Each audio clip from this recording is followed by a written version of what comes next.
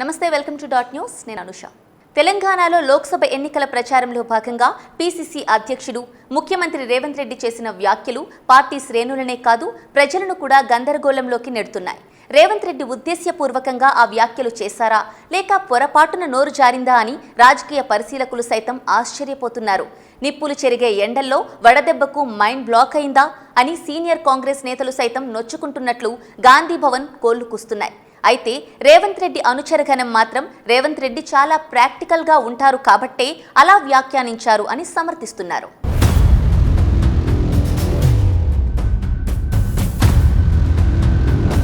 తెలంగాణ ముఖ్యమంత్రి రేవంత్ రెడ్డి ఏ కల కన్నారో కానీ రానున్న లోక్సభ ఎన్నికల్లో తెలంగాణలో 14 లోక్సభ స్థానాలను గెలుచుకుంటామన్నారు. తెలంగాణలో మొత్తం 17 లోక్సభ నియోజకవర్గాలు ఉన్నాయి. అందులో మజ్లిస్ పార్టీ దశాబ్దాలుగా హైదరాబాద్ లోక్సభ స్థానాన్ని నిలబెట్టుకుంటూ వస్తోంది. పోనీ ఆ నియోజకవర్గంలో గెలవలేమని అనుకున్నా 16 లోక్సభ స్థానాల్లో గెలవడానికి ప్రయత్నం చేయాలి. ఎన్నికల ప్రచారంలో ఆ స్థానాలు గెలిచి తీరుతామని ఆయన ధీమా వ్యక్తం చేయాలి. ఆయనే 14 సీట్లకు మించి గెలవలేమన్నట్లు మాట్లాడితే పార్టీ కేడర్కి ఉత్సాహం ఎక్కడి నుంచి వస్తుంది అంటున్నారు పరిశీలకులు. ఇటీవల అసెంబ్లీ ఎన్నికల్లో తెలంగాణలో కాంగ్రెస్ పార్టీ సత్తా చాటింది. బీఆర్ఎస్ను ఇంటికి పంపి అధికారంలోకి వచ్చింది కాంగ్రెస్. ఆ ఎన్నికల తర్వాత కాంగ్రెస్ పార్టీ మరింత బలపడిందన్నది వాస్తవం. కొంతకాలంగా బీఆర్ఎస్లోని కీలక నేతలు కాంగ్రెస్లోకి వచ్చి చేరారు. ఆ నేతలతో పాటే పెద్ద ఎత్తున అనుచరులు కూడా కాంగ్రెస్లోకి రావడంతో కాంగ్రెస్ బలం పుంజుకుంది. ఈ నేపథ్యంలో పార్టీ అధ్యక్షుడు ఎన్నికల ప్రచారం చేసేటప్పుడు ఏమనాలి? 17కు 17 లోక్సభ స్థానాలు గెలిచి తీరుతామని ధీమా వ్యక్తం చేయాలి. దానికి అనుగుణంగా పార్టీ శ్రేణులను సిద్ధం చేయాలి. అప్పుడు కదా రాజకీయ ప్రత్యర్థులకు సవాల్ విసిరినట్లయ్యేది.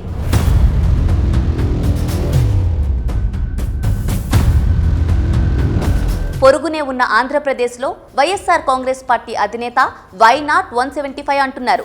ఎంపీ సీట్లు కలుపుకొని డబుల్ సెంచరీ సాధించాల్సిందే అంటున్నారు. తాము అమలు చేసిన సంక్షేమ పథకాలు, చేసిన అభివృద్ధి తమని గెలిపిస్తాయని జగన్మోహన్ రెడ్డి ధీమాగా ఉన్నారు. మరి అలాంటి ధీమా రేవంత్ రెడ్డిలో ఎందుకు కొరవడిందని రాజకీయ పండితులు ప్రశ్నిస్తున్నారు. నాయకుడే కొన్ని సీట్లకు పరిమితమైతే ఓడిపోతారనుకున్న సీట్లలో కేడర్ పనిచేయడమే మానేయొచ్చు. అది అసలుకే ఎసరు పెడుతుందంటున్నారు రాజకీయ పండితులు. రేవంత్ రెడ్డి 14 స్థానాలు గెలుస్తామంటున్నారు.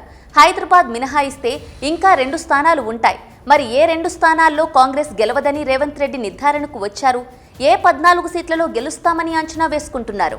దీనిపై ఆయనకు క్లారిటీ ఉందా? అసలు ఖచ్చితంగా ఓడిపోయే సీట్లు ఇవి అని రేవంత్ రెడ్డికి ఒక అవగాహన ఉన్నట్లే భావించాల్సి వస్తోందంటున్నారు సీనియర్ కాంగ్రెస్ నేతలు. మరి ఓడిపోయే నియోజకవర్గాలేంటో పార్టీ నేతలతో సమాలోచనలు చేసి ఆ 2 నియోజకవర్గాల్లోనూ పార్టీని బలోపేతం చేసుకోవాలే తప్ప ఓడిపోతామని ముందుగానే చేతులెత్తేయడం ఏంటని పరిశీలకులు ప్రశ్నిస్తున్నారు.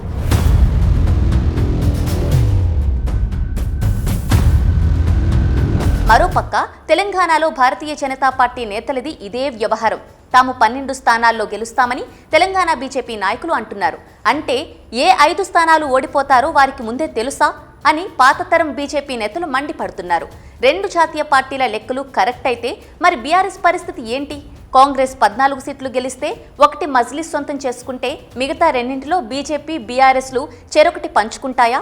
లేక 2 సీట్లలో ఈ 2 పార్టీల్లో ఏదో ఒకటి ఎగరేసుకుపోతుందా అన్న ప్రశ్నలు వస్తున్నాయి. ఒక్కటి మాత్రం నిజం, మే 13న జరగనున్న ఎన్నికలకు సంబంధించి మెజారిటీ ఎంపీ అభ్యర్థులు ప్రచారాన్ని వేగవంతం చేయలేదు. ఇంకా అది మొదలైతేనే ఏ పార్టీకి ఎన్ని అవకాశాలున్నాయన్నది తేలేది.